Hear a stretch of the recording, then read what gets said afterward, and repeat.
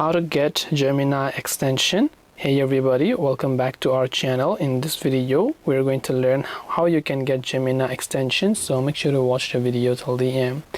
Now basically the Gemini extension, before you learn how to get it, you have to understand what it is. So it's a Gemini extension for Google Chrome. This extension allows you to interact with Gemini directly from your Chrome browser, so you can use it to ask questions or get summaries of web pages. So it will be added icon right over here. So to get it, when you're on gemini.google.com, you will see this option that says settings right from the bottom left. Go to settings here and then go to extensions.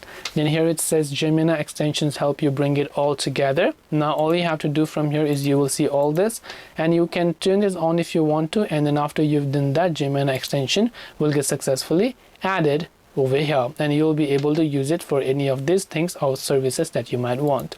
This way you'll be able to go ahead and then basically get Gemini extension. Hope this video was very helpful. If you have got any more questions, queries, or doubt, feel free to also leave them down below. Thank you for watching and see you in the next video.